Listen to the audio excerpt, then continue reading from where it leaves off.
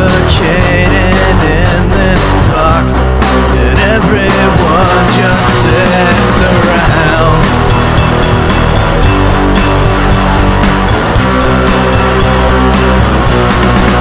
You are my sunshine, my only sunshine. You make me happy when skies are gray. You'll never know, dear, how much I love you. Please don't take my sunshine away.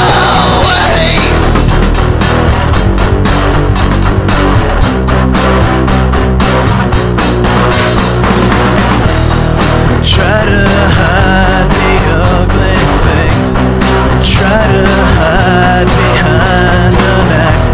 We stand so tall but break like twigs. We wanna hit these people back.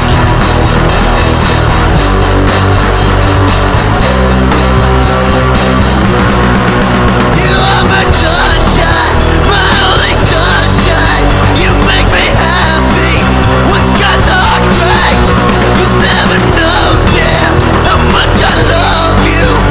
Please don't take my sunshine away.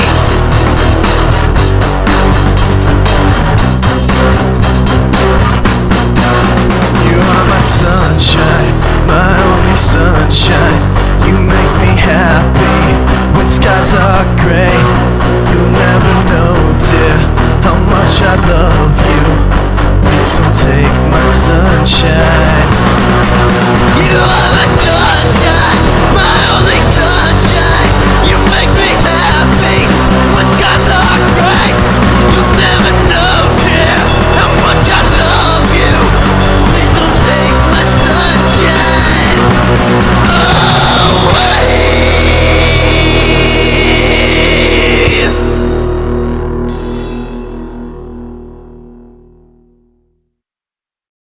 Hey everybody, starting on my small town loud music project. Most of you watching have probably been hounded by me at some point about this. I'm gonna start episode 1 with Mortheo. Mortheo is technically not the band that I started playing music with, but it is the band that I first performed with. So in that respect, I kind of consider Mortheo to be my first band, but as you'll hear in future episodes, there was music being played before that in bands with my family. I'm going to keep it pretty short on this one because this is sort of a longer episode. It was probably our most popular song back then, and so a lot of people, you know, when you ask them to remember a song that's 20 plus years old, it's the one they remember. The purpose of this project is just sort of to have fun with it. I have a lot of fun talking about those old memories, and I figure other people might as well, and maybe, I don't know, nowadays a lot of people just like to watch what other people are doing, so I figured I'd give this a shot. I have been playing music for over 25 years now. Makes me feel old as fuck. I am old as fuck. My nickname was Switchblade. I was with Mortheo. I was a bass player and guitar player and also lead, depending. Me and Brian switched off. I was X, and I'll definitely use the X alias because I was really proud about using the X alias, and it came from, obviously, the Sticks, putting them together. Yes. My name is Zer0, and I did rhythm guitar and vocals in Mortheo. You will probably hear people referring to me in this video as Brian, as you will in all the other videos. No problem there, I just prefer to have a stage name. Mortheo 2021, holy shit.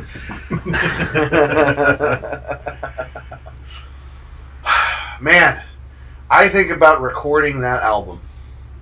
That's probably, out of the many things I remember the most about Mortheo, recording that album as my very first studio experience. Yeah.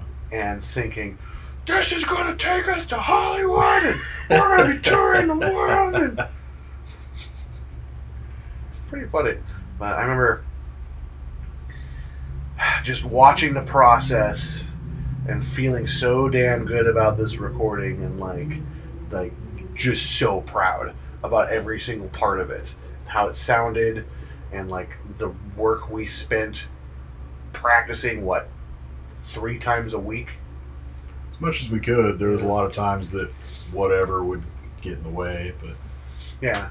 Well, and practicing at your grandparents' house was always kind of a more we do it with whatever they want to do it, or are okay with it kind of a thing too. I mean, they were pretty good about whenever. Mm-hmm. They weren't too worried about it. Mm-hmm. Maybe if we had company from out of town or something. Mm-hmm. Even then, though, most of the time, I guess, yeah, now that I think about it, yeah. Your mom was there a bunch for some of our practices, too, so. Yeah. And I remember the recording, and I remember trying to get Sandy's opinion a lot. And his opinion was, I don't know anything about this music. That was it. That's all he'd say. I'm like, but man, you know the quality of recording. Can you at least elaborate on that? I don't know anything about this music. He's like, I know about the quality for country music. Yeah. The song You'll Never Know, I gotta say, I kind of laughed when Brian came back after the one summer and said, hey, I got this song I was working on. I grew up with the song You Are My Sunshine with my grandparents, and so this quickly became one of my grandma's favorite songs. And actually at one of the gigs that we're later going to talk about, Grandma actually kept asking us and yelling out for this song. So it means a lot to me. My grandma's gone now, and this song still means a lot to me. So before we go any further with this episode, I just want to let some people know that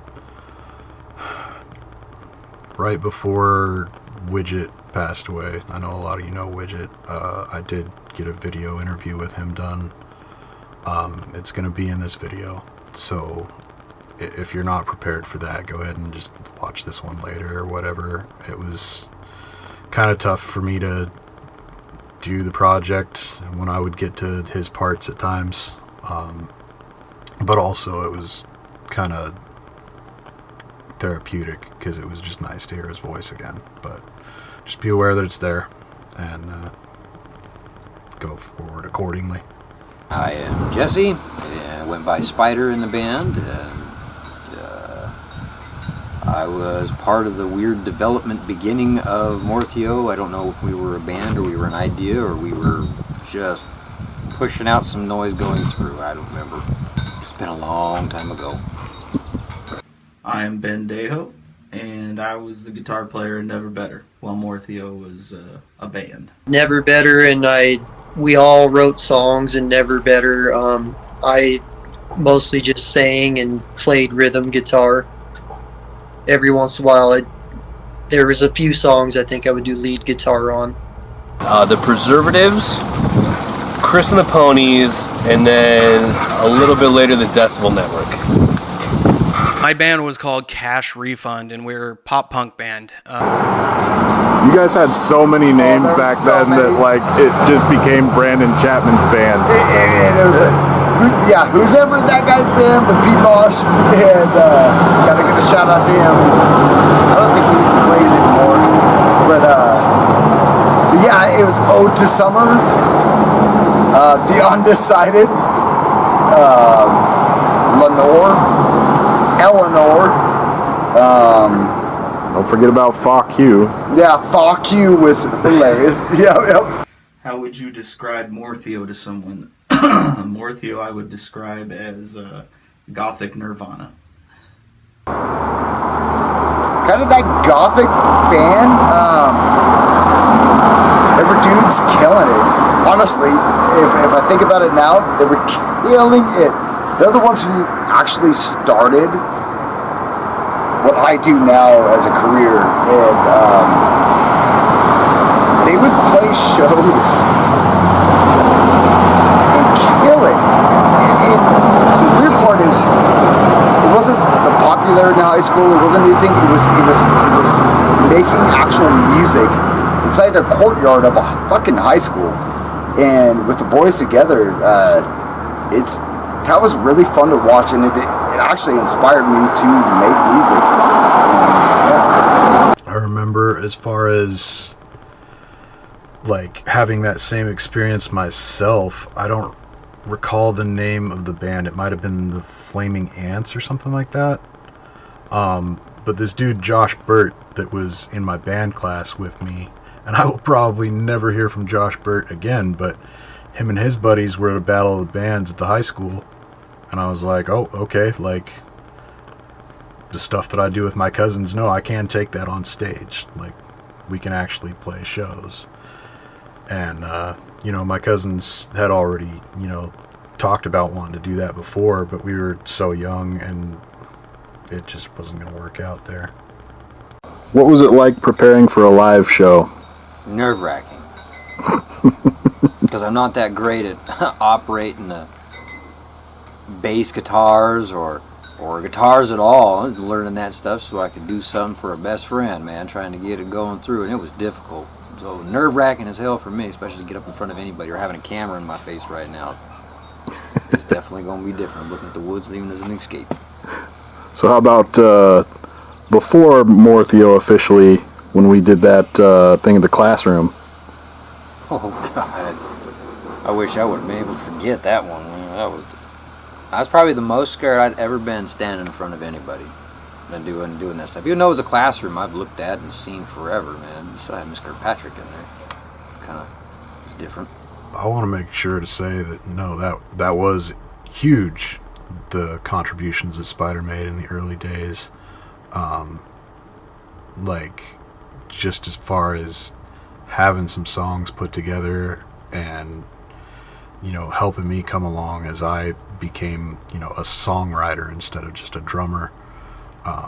We had a song that we performed in front of a classroom at one point, and that was kind of, the first dip into actually being in front of people, and just knowing that I could continue to go forward and do things like that. So it might have seemed like, you were just hanging around and doing a favor for a buddy, but no, that was huge. I had a Mortheo CD before I ever met Brian. I remember screaming, "You are my sunshine, my only sunshine," in my bedroom, and my dad busting through and asking me what the fuck was I playing. And ever since that moment, I just fell in love. When I actually got to meet Brian, I forced him to sing me all the songs on the album over and over and over again on acoustic guitar. So that was super fun. Is my favorite song on the planet. It's one of the first songs that has ever showed me how to play guitar, if I am considered a guitar player. You were the one that actually showed me the riff to it, and it inspired me to create bands out of it, and I keep doing it. I just listened to You'll Never Know, and it's the first time I've heard that song in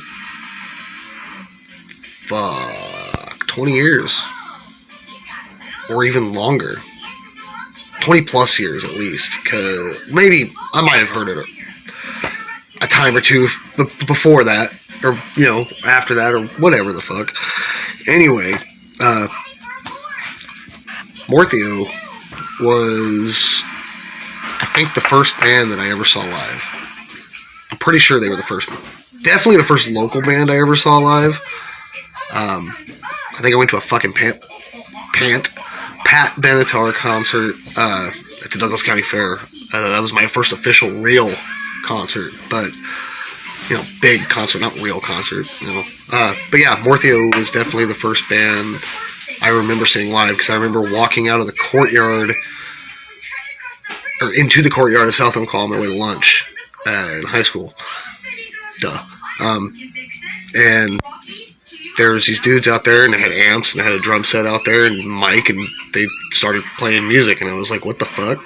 So I stopped and listened to them, and, You'll Never Know, I think, was the first song. I could be wrong. They might have played one before that. But anyway, I remember that song specifically being played because of the chorus was, You Are My Sunshine, basically.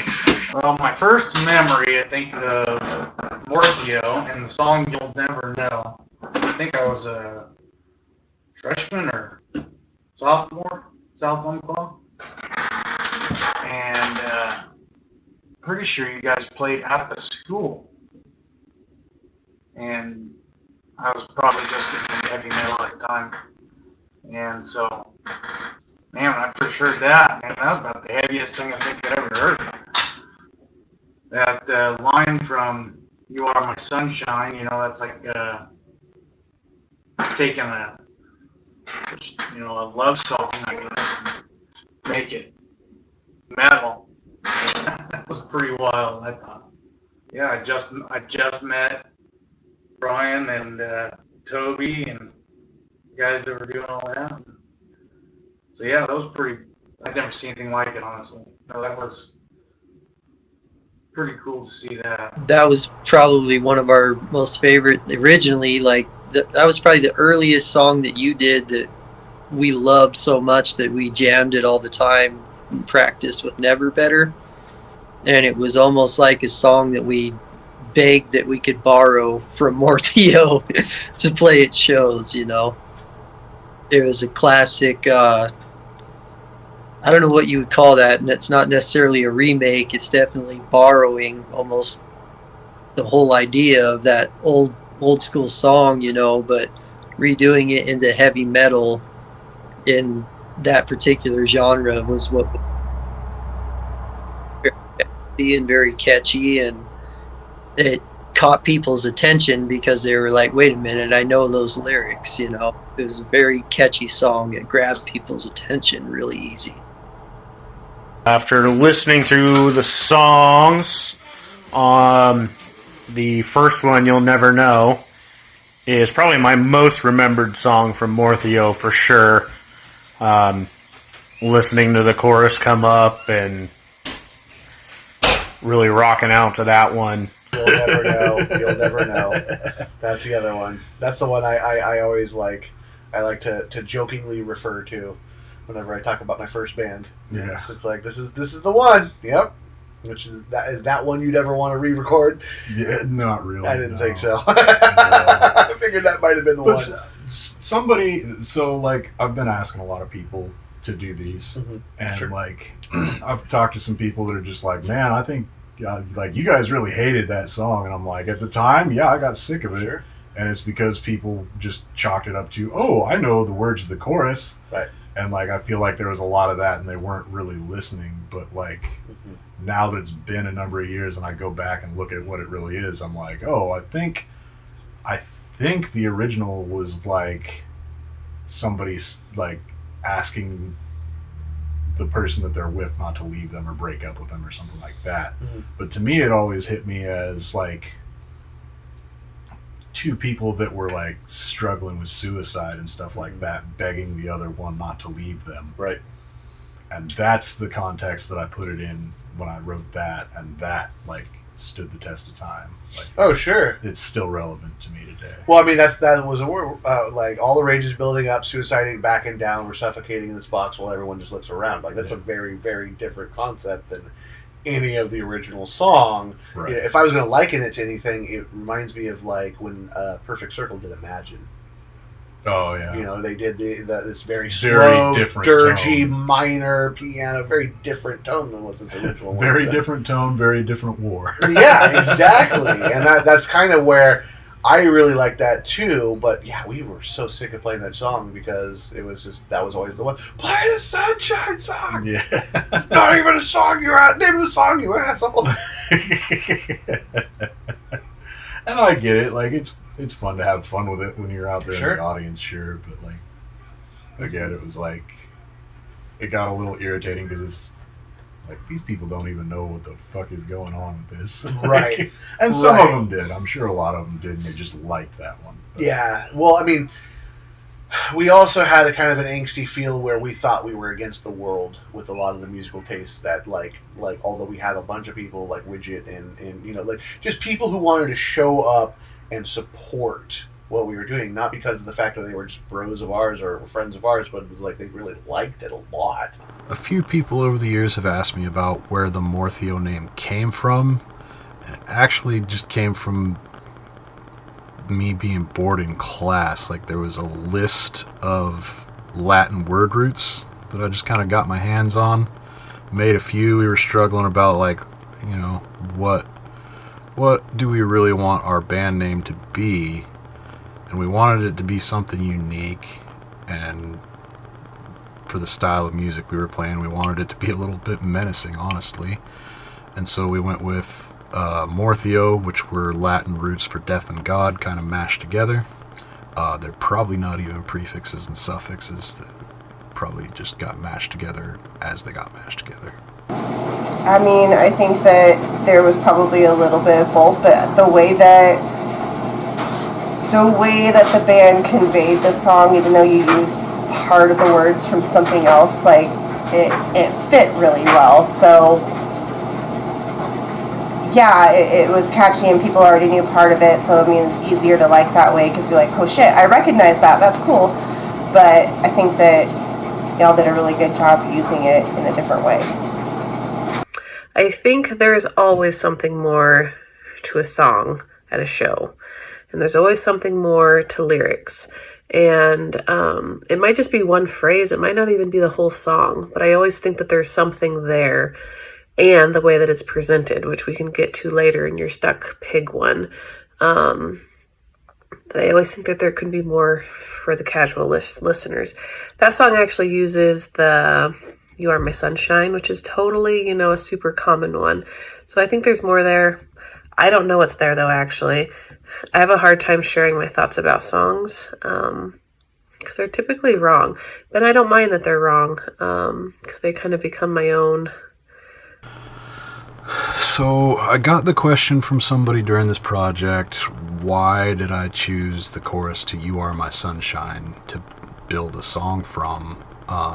Typically, I don't talk a lot about what songs are about. I don't want to ruin them for other people. But this one, I feel like, is pretty obvious, so I'll go ahead and just give it to you. I think we talk about it a little later as well.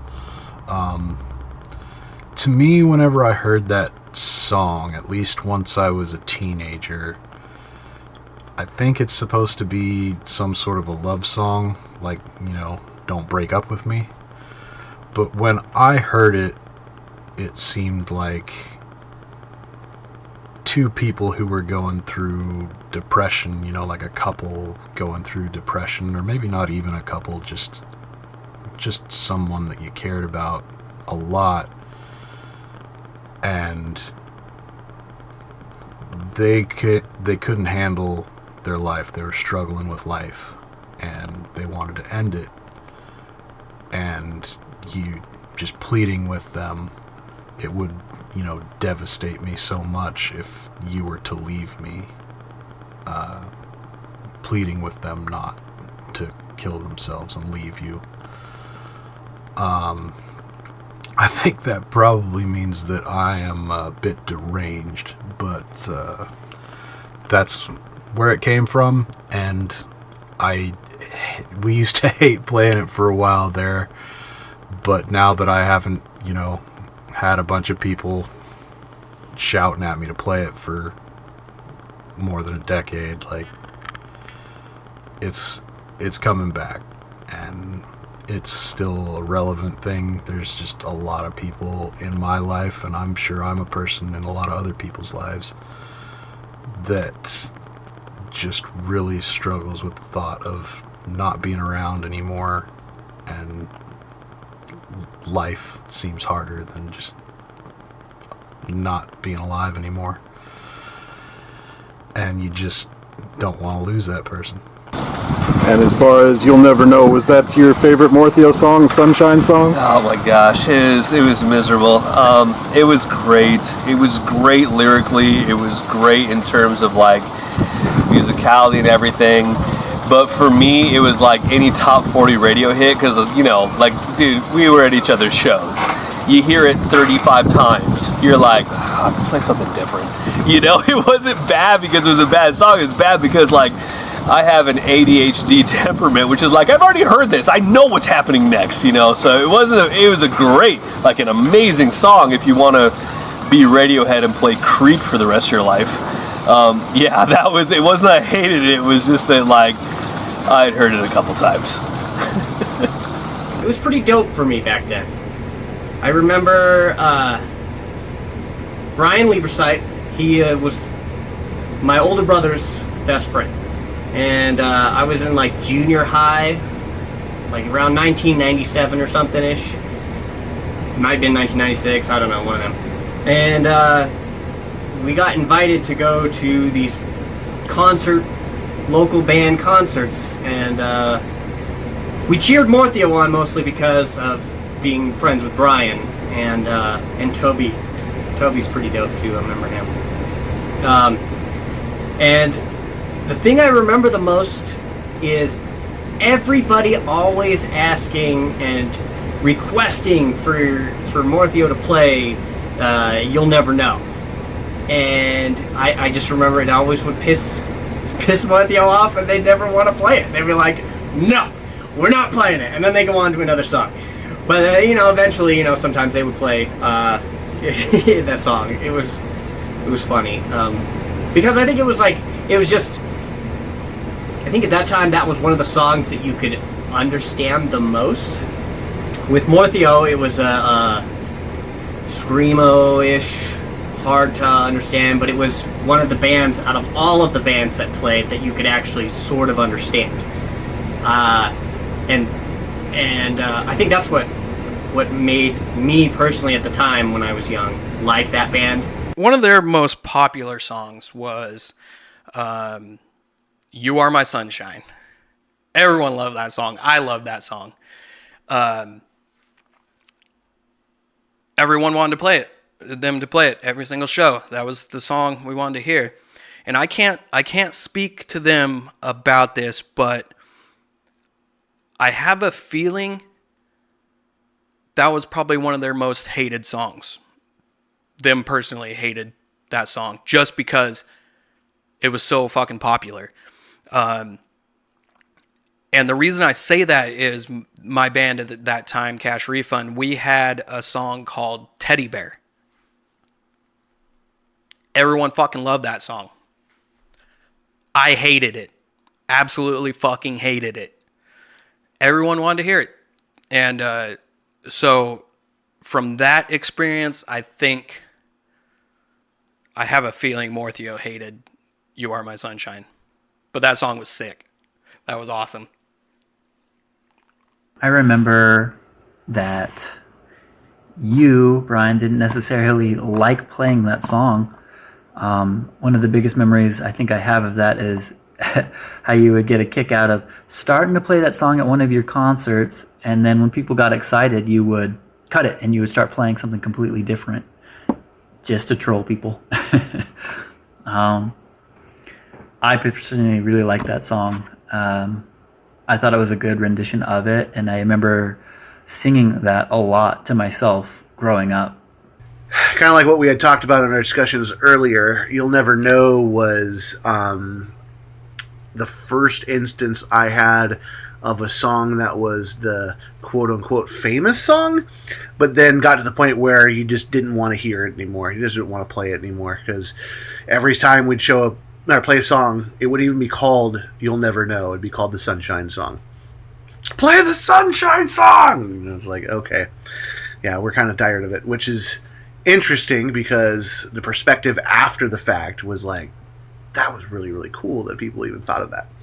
You know, that there was even a song that we could get bored of playing and hearing. So it was a cool juxtaposition after all those years.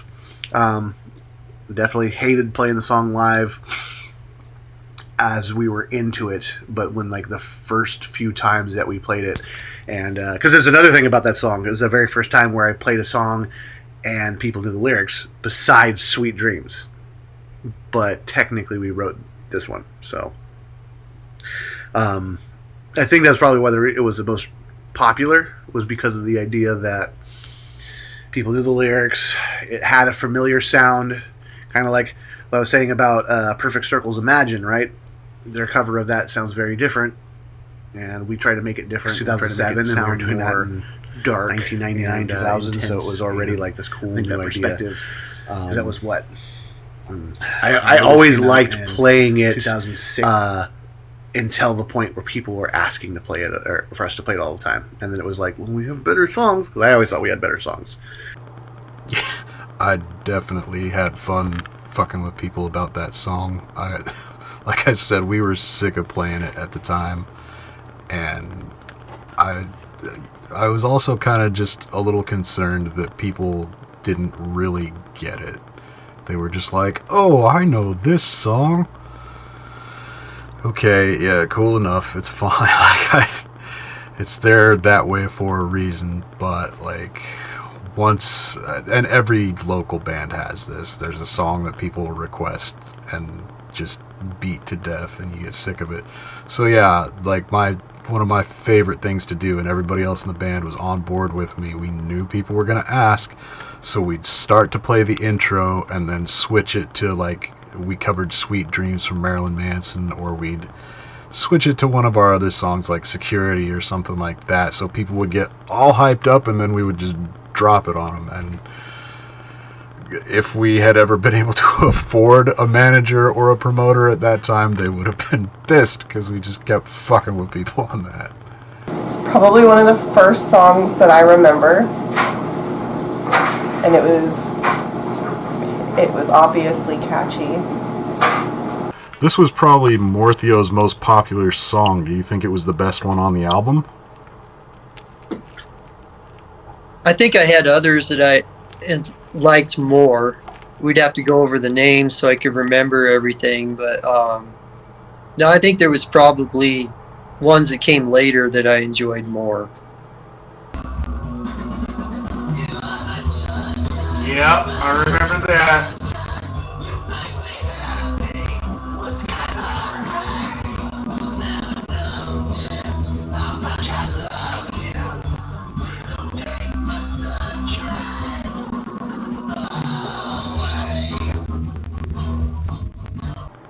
I remember half the time this song wouldn't even be on the fucking set list, and we just knew it so well because people always wanted it all the time, and we could play it at any given time, that a lot of times we just didn't even bother. We would just play it when people would finally complain enough that we hadn't played it, and we relented. Usually we fucked with them a time or two first, but eventually we'd let people have what they wanted. High school. That's when I met Brian, and our generation, we had a lot of us that were either musicians or wanted to be musicians, and we formed a lot of bands throughout high school. And I guess a little backstory on me. Freshman year, I started drumming in a couple different bands, and started my music career, I guess you would say. And it was sophomore year was my first real band, I guess you would say, where we were playing shows and started playing shows and everything. We were terrible, just so you know. But my band was called Cash Refund, and we were a pop punk band. There was multiple bands, and well, let me go back. So through that's how I met Brian, and that's how I met Mortheo. First impressions of Brian, I was like, what is this guy about? What, he's got the spikes in his hair. If he doesn't have his hair all did up, he had his hat with his devil horns, wore the crazy contacts and everything. But I got to know him through music and through bands, and complete awesome, nice dude. You're awesome, Brian. But anyway, I was kind of sketched out at first until I got to know you. The thing I remember the most is like back in high school, you like doing your hair all up, putting your things in your contacts and spiking your hair up, running around like a crazy person. No, that was one of the things that I remember knowing, like clearly that my mom was a good person, was because you would dress up all the time in the way that you would, and she never batted an eye. She never once was like... I would say she batted an eye. She batted an eye at first. But remember when we jammed out in the garage, or in the port, and the neighbor came over, and she's like, turn it up! Yeah. I mean, and that was kind of the mentality of Myrtle Creek, is like, at first, maybe, what the hell is this? But then, like, starting to get an idea as to who... And some of them stayed that way. Small town minds in Myrtle Creek, that is definitely something I expect. But no, that was, I think, it was really like Roseburg and Sutherland and Winston that would be like, what the hell is this? Yeah, and it was sort of like, there were a few bands from those places. I feel like there were way more coming out of Myrtle Creek, honestly. Mm-hmm. But there were a few, and they kind of just were like, oh, these trash kids from Myrtle Creek a lot of times. Yeah. Some of them were pretty good, but others were just really just like high on themselves. There was a lot of those. Not that that never happened in Myrtle Creek. But no, there's definitely a lot of those in Myrtle Creek as well. But like you're right, there was something specific to Myrtle Creek that just allowed more options. So some of the other bands that were around when Mortheo was still active, I mean, a bunch of these are going to get named a ton of times, so I'm sorry if you guys are getting driven nuts by hearing these names over and over again, but there was the Preservatives. Like I said, their first show was our first show, so that was kind of a really cool experience to have like another band that was coming up at the same time that we got along with. It was nice that there wasn't any sort of like rivalry or competition. Neither band was the type for that sort of shit.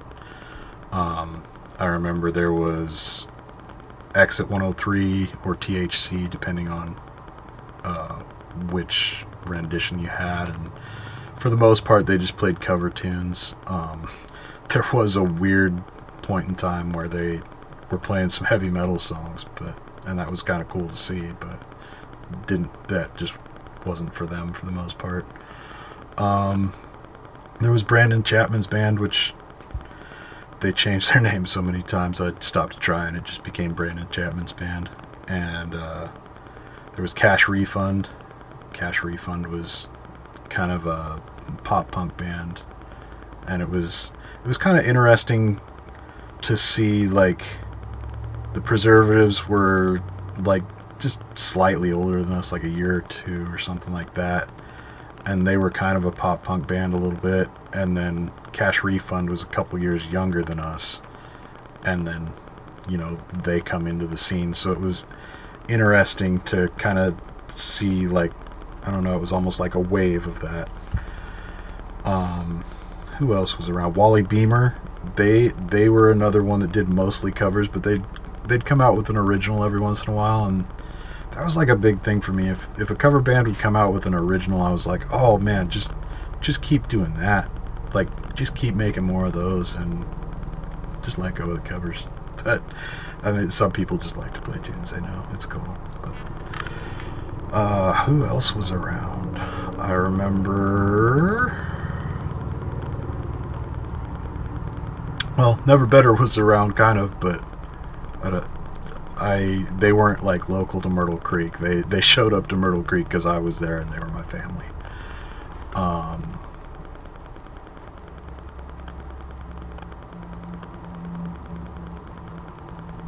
Paranos came in later, and that was kind of like, that was an interesting. Somebody sent me a flyer of one of the old shows the other day that I had kind of forgotten about, where it was Paranos, Never Better, Mortheo, and Decibel Network. Decibel Network is another one that Preservatives eventually kind of evolved into Decibel Network, but it was funny because it was like Mortheo, then my other band, then X's other band, and then Decibel Network was in there, and I could just imagine like people being puzzled that were in the audience for that show. The whole band brought life to Myrtle Creek. I mean, especially in like the teenage years, high school, like it was definitely something that wasn't there, that was kind of missed. You know, kind of like the punk rock was really thriving in our area.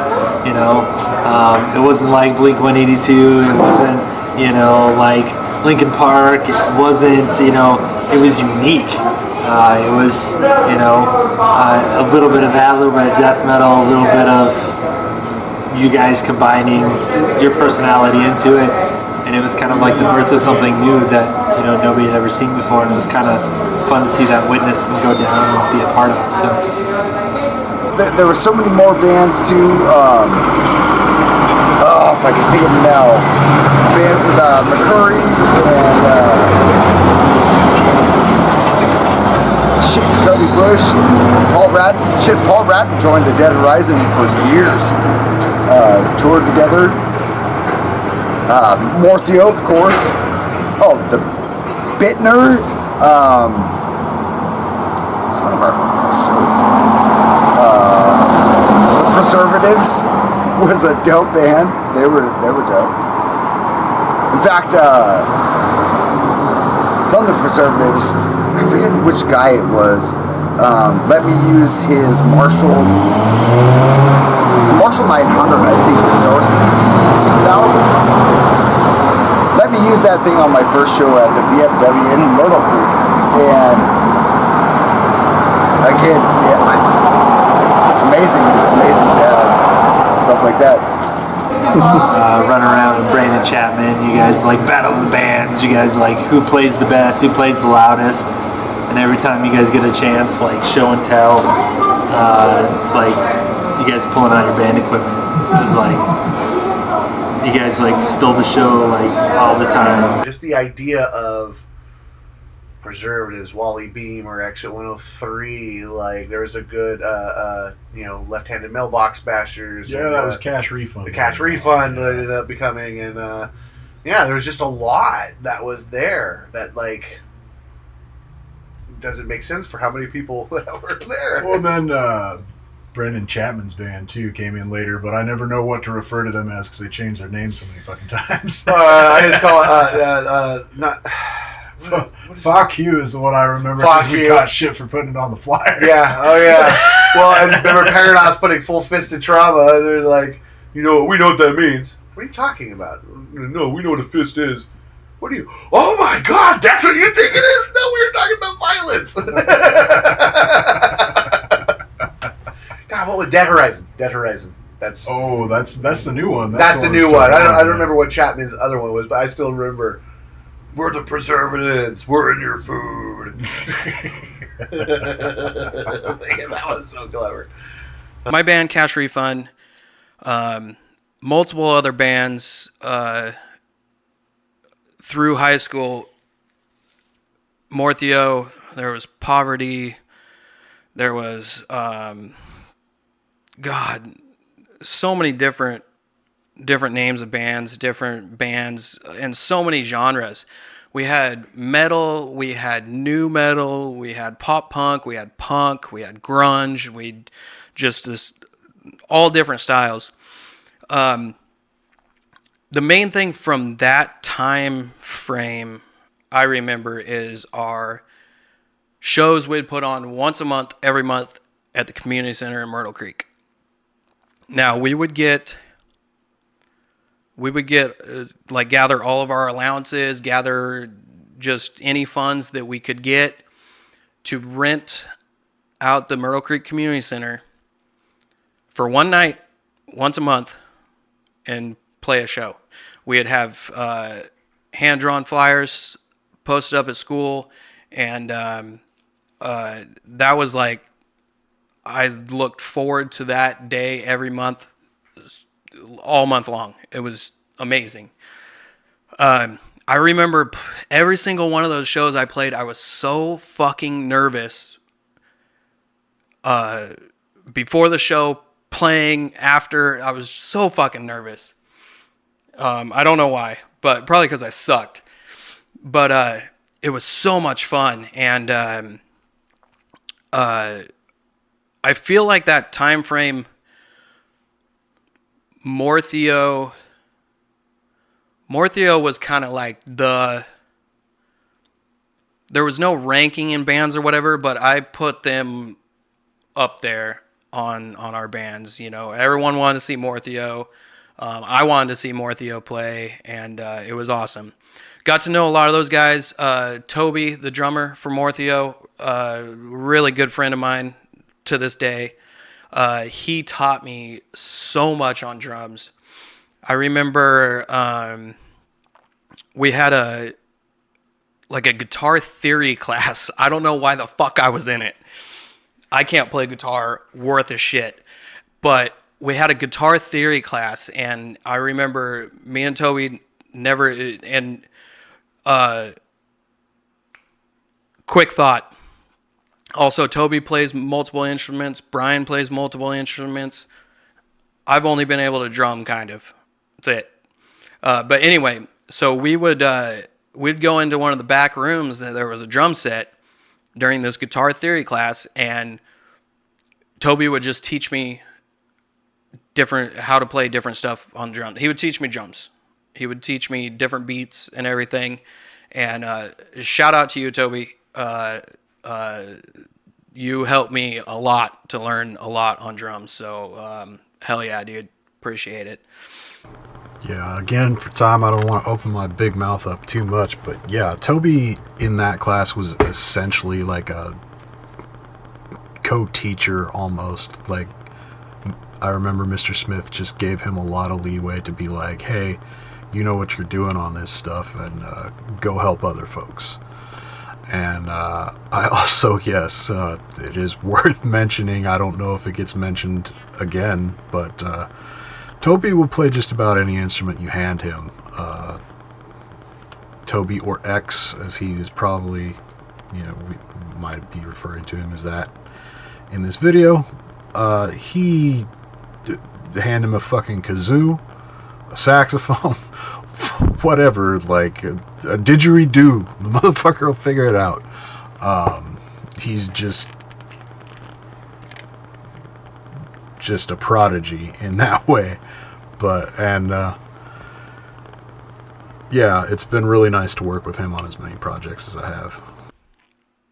Anyway, the community center shows were a blast. So much fun. I look forward to that every month, and it was such a fun time. I can't speak to all of the parents, but shout out to the parents that I personally knew back then. For one, allowing all of us to make terrible noise with instruments and think we're good for a long time. I personally, my dad, every one of those shows, he would load up my drum set in his pickup, drive it on down. I could be wrong on this, but I'm pretty sure Brandon Chapman, he's another lifelong friend in the music scene throughout high school, throughout still now. I'm almost positive his parents were the ones that because we couldn't rent out the community center. It had to be an adult. And I'm almost positive his parents were the ones that always put their name on it and rented it for us. We'd get all the funds together, and then they would. I could be wrong on this, but I think they did. If they didn't every time, I know they did a few times. But I mean, shout out to that to support, us like that. That was amazing. Oh, absolutely. Like, I just gotta come in here and say I agree with that a lot. We were lucky to have that support system, and you know, people that are listening with kids now, like, I don't think being in a band is so much a thing for kids these days, which I kind of wish it was. But if your kid is interested in doing that sort of thing, support that. There's a lot more good that comes out of it than bad. Like, if you have concerns about that, that's my experience. And like I've mentioned before, you will form bonds with people playing music, and like, it's really a good thing as far as just being able to move forward and work with other people and having a creative outlet. I could go over a laundry list of reasons why it's a good thing, and there's only a couple of worries you're going to have that, you know, realistically, in my experience, are worth the gamble. I recall listening to You'll Never Know at a live gig that you guys did about 20 years ago. I just remember it sounding pretty damn good, and I didn't know who you guys were, you know, band name wise, and I bumped into the next guy that was next to me, and he said, "Oh man, this is Mortheo, they kick ass," and I had to agree. You guys sounded great in both music, and you guys weren't afraid to push any boundaries, so to speak. I can't play an instrument to save my life, but it was a lot of fun. Like going to your guys' concerts and hanging out and just kind of like thrashing with everybody. There was some fun times in high school. I didn't make it to every event, but I made it to a few of them. I remember going to the concert. A bunch of people were excited. Me and a whole bunch of people ended up going. And it was kind of funny, throughout the music playing, I ended up meeting this chick. And a lot of people just didn't catch on. So by the end of the show, they were just like, "Hey, you should try to hook up with whoever," because it looked like we were flirting. And then she walks out, kisses me on the cheek, hands me her number, and I was like, "Thank you." I think I really took people by surprise. Also remember some people went to come get me, and I didn't want to leave yet. So I hid in some bushes after spending a night, I guess, hanging out with a bunch of other people. Of course, when I did, turns out the white car that went by was a cop car, and I was thinking no big deal because I was hiding from a different white car, and I just stood straight up out of the bush and started walking, which must have freaked the cop out. So I got detained for a little bit, and then he goes to drop me off over at my mom's, and believe it or not, starts hitting on my mom, saying that he could have arrested me and stuff. You and your brother Talon were very young in the Mortheo days. Did that make me feel out of place at shows, or did I feel like I got to do something special other kids my age didn't get to? That's kind of a big problem with you have 3 older brothers, is you generally get to do a lot of things that kids my age didn't get to do, because I'm, you know, with older kids. Like I don't necessarily remember even seeing TV shows or things that were my age appropriate. They were always just showing titties and butts constantly, even when I'm like 4. So a lot of that stuff wasn't too surprising for me, but it was the first concerts I've ever been to in my life, and I was, I didn't feel out of place. I felt pretty proud to be there. I remember feeling like I was lucky in the fact that I got to support you and pretty much my brother Jesse's friends, which is what you were a big part of. And being there, of course, with my brother was always fun. Being there with my brothers was always fun. And I only remember, I think, 1 or 2 Mortheo shows that I was even, I think, allowed to or went to. And I do remember having a blast. I had a blast at all the concerts that I was with you. So when Mortheo came around, the first time I ever saw Mortheo,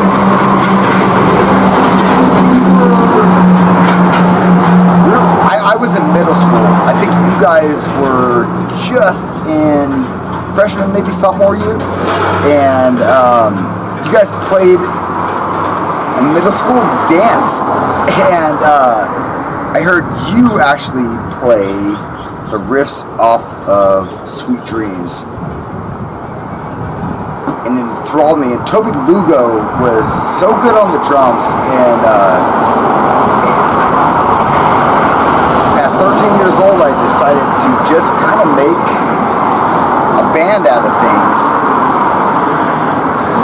and it was amazing to watch you guys. It changed everything that I ever thought about music to do what I do in music now, if that makes any sense.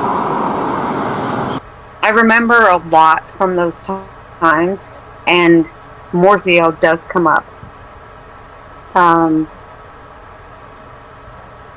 Maybe it's unfortunate, maybe it's not, that it didn't come up enough, or too many times, or, you know, whatever, but the reason why I'm here talking right now is because I do remember, and it doesn't have to be a bunch, it doesn't have to be everything. I don't have to remember everything. Nobody has to remember everything. But we just remember that we remembered it, you know? And when I think back about it, or when people like you, or, God, as I get older, less and less people, you know, think about those times, it's still nice, you know? Just knowing that I remember it. I don't have to remember everything about it. Just remembering it at all. And knowing that it was intense and fun, and we were all young, and some of us were a little bit older than the others, but it was fun, you know? At that time, people like you, Mortheo, and Exit 108, and God, it was what got a lot of us through junior high, high school, and even a little bit after. What I remember is a bunch of dudes basically allowing me to be a part of their tight-knit group, even though I had nothing to do with it.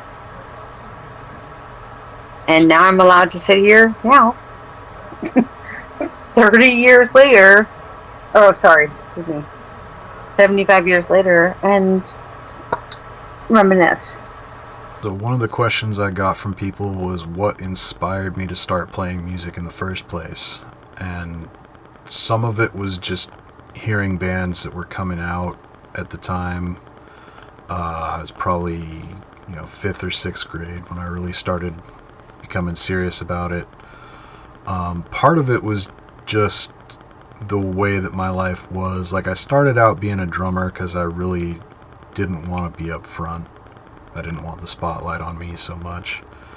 But as time went on, I started wanting to write songs a little more, and I wasn't going to be able to write songs from back there on the drums. And I think a lot of it too is I just felt very voiceless for the majority of my life. Never really did fit in. Always sort of gravitated, both visually and,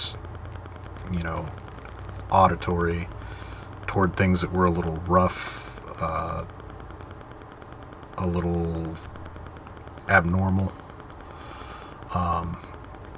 And when, the grunge era really started to ramp up, I became aware of that sort of music. And then, as I got older, heavy metal kind of crept in there a little bit, punk rock, and those were just the sounds that I gravitated toward, the things that I had, listened to before. I liked them as a kid, but they didn't reach out to me like those sorts of music did. And I think, just having that chance to express myself in such a way that I can't say I never caught shit for it, but people couldn't really justify telling me that I couldn't in most cases. Sometimes, depending on the song, they might be able to say, oh, well, that's too vulgar. It might not pass the censors, But, no, just being able to be creative and connect with people. Because I can't connect with people just being a regular human being. That's a lot of it. What was really cool about playing in those days was I came from Winston. I came from Douglas High School, where it was like super cliquey, like douchebaggeries, like just so many assholes at Douglas at that time. That's just like, wow, you're really kind of horrible people. Not all of Douglas, obviously, not all of Winston, but there's just some of those where it's like I expected that kind of mentality when I came to South Umpqua, and I come to South Umpqua, and there are definitely cliques, but it's not like fuck them. It's more like, oh yeah, that's like everybody was cool with everybody. It seemed that way, at least to me. I didn't have that same experience, but well, see, everybody seemed to know who you were, and they knew who I was, but that doesn't mean that they liked me. Really? Well, I think it's probably because all their women, you were like, ugh. Yeah. I'm a beggar. I never was like that, so maybe.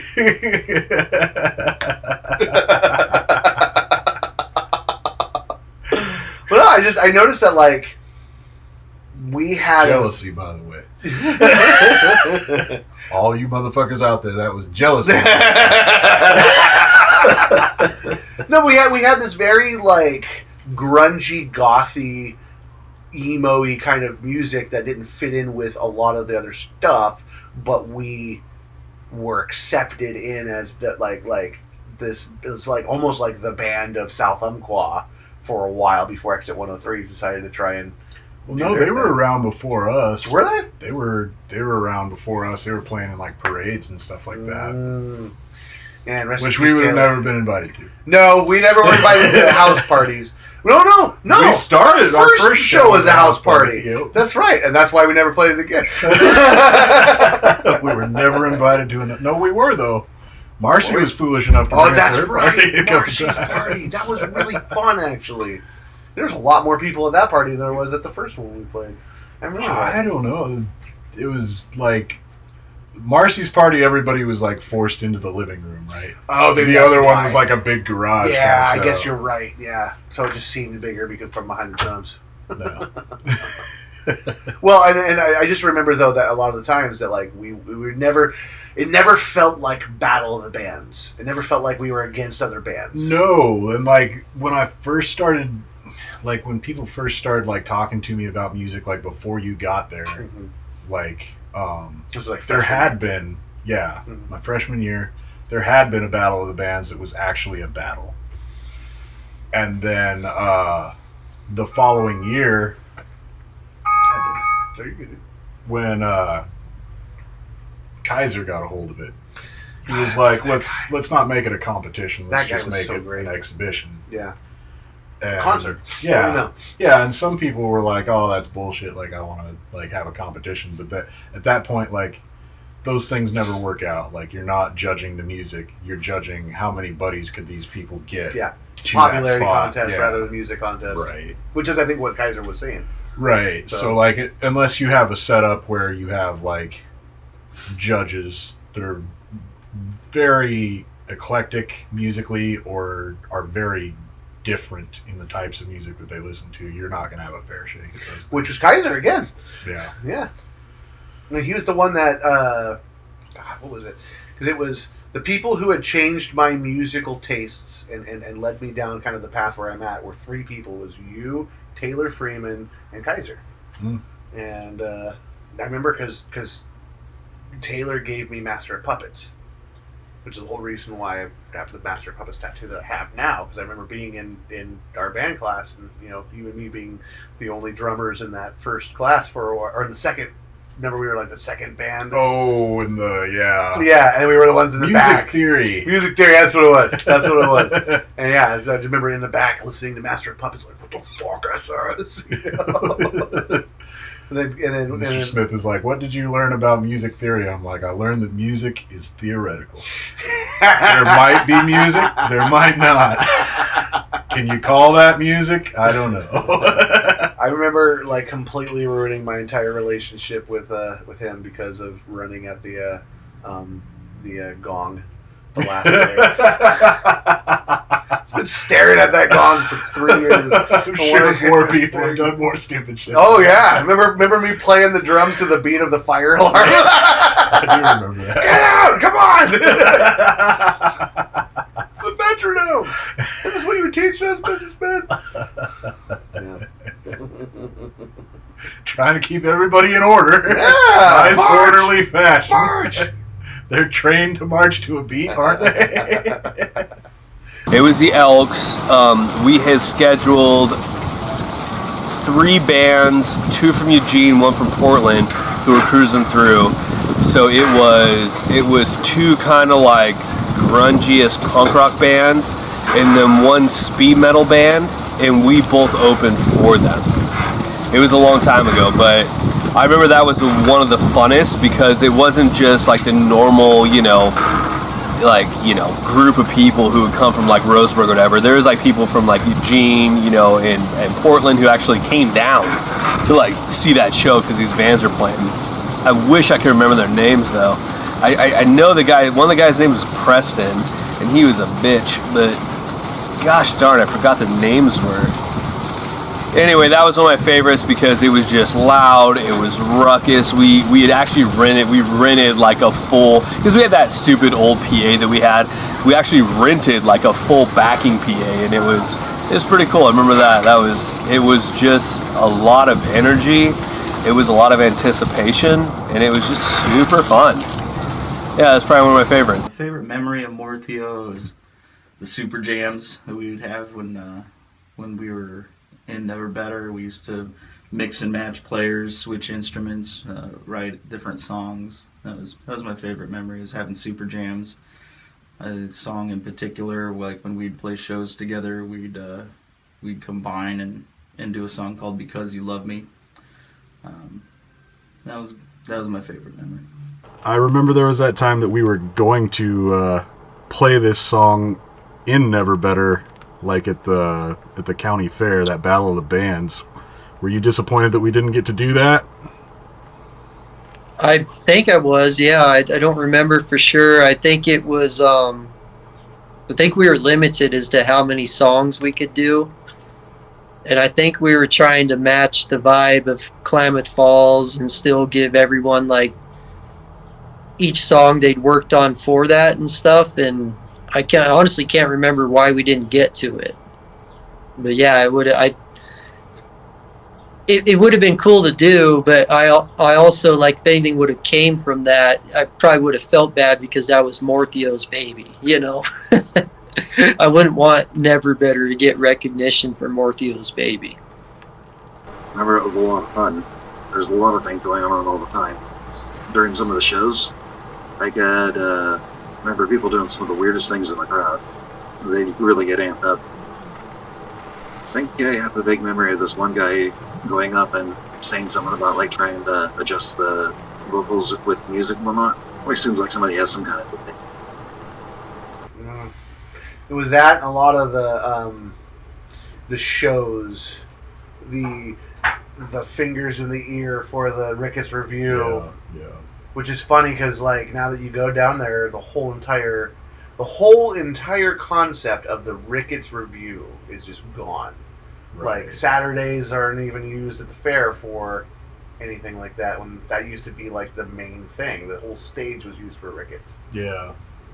Yeah, I was actually talking to Chris Doss the other day about when we got our CD booklets made and how there were only 100 of them printed because those people turned around and were like, we looked at the lyrics and we're not having that as part of our business. And I'm like, well, why don't you be business people? And they're like, no.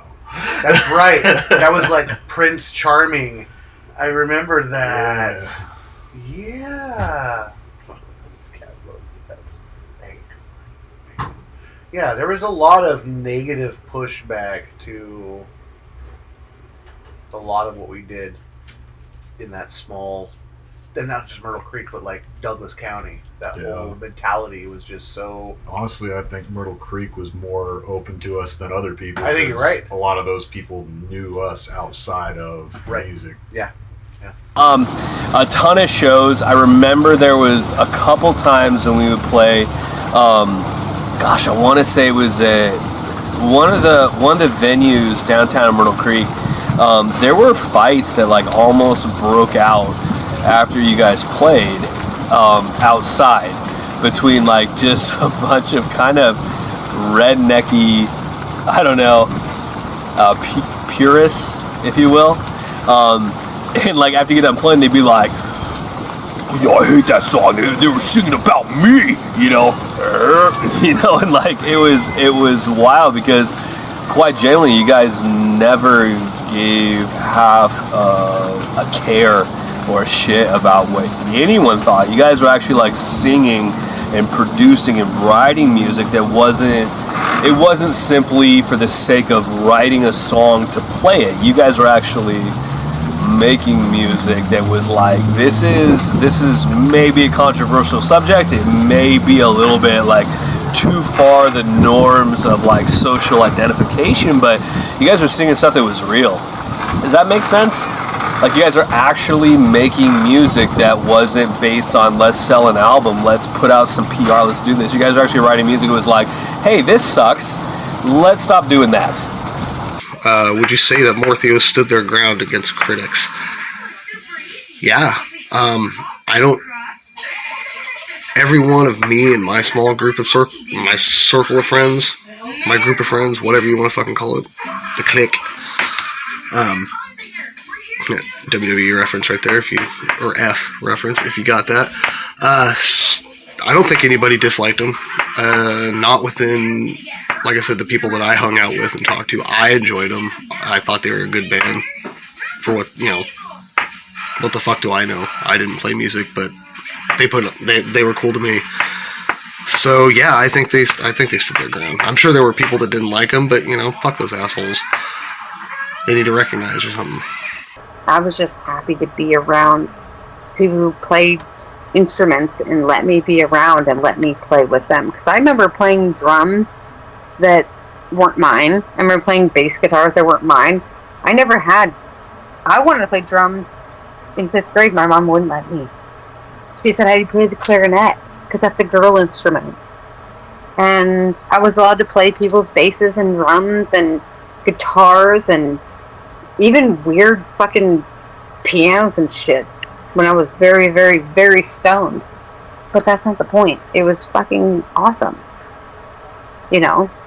I loved the bands of South County because as a female that was more into things that weren't necessarily feminine, you guys, all of you guys,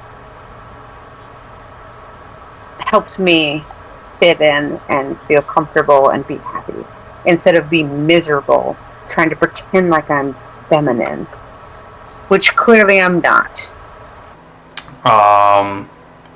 Yeah, so how do I think people in Myrtle Creek reacted to them? I mean, I don't think they reacted in any particular way that was like out of the ordinary. It's just like, oh, just another band. I mean, at least that's just what it was in my own estimation. Like, I don't really remember any particular like unusual reactions. Like, oh, it's just another band, people like and stuff like that. You guys weren't afraid to openly express yourselves through your music, and you guys didn't fear anything. Even competition, you played and it kicked ass. As far as the lack of equipment goes, I do remember hanging out a little bit in the studio while you guys were recording your album. I actually still have your album around here somewhere. But as far as the lack of equipment, can't speak much on that, except for the time that Toby's car caught on fire and burned his drum set up completely. Fuck, yeah, I remember that when Toby's fucking...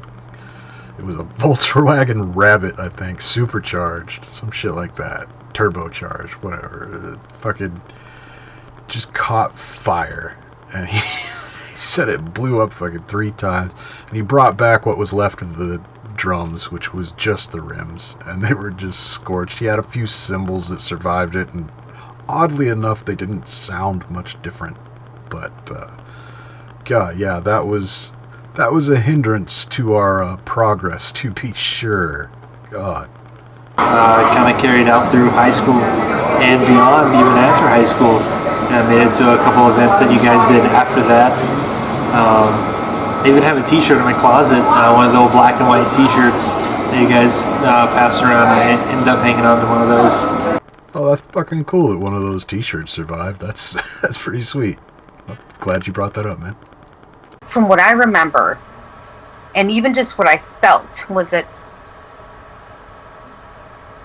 Mortheo and Never Better and things like those kind of bands that were from that area, I guess, that I know of, they seem to branch out more and go, like, say to like Eugene or other places and keep going. The other bands that were in the same sphere as high schoolers and whatever playing in a band, those guys, they tried but they didn't, it, to me, I guess my answer is Mortheo seemed like they were more serious. Hey, that was the first episode of Small Town Loud Music, and that was You'll Never Know by Mortheo, also known as Sunshine Song. I want to thank everybody that took the time to do questions on this project, like not only this episode but all the other episodes that are coming. It really means a lot to me, and I know life gets so hectic when you're fucking dealing with being an adult and all that bullshit, and it really means a lot to me that you guys took the time. I appreciate it, and you're probably going to hear this every episode, so get used to it.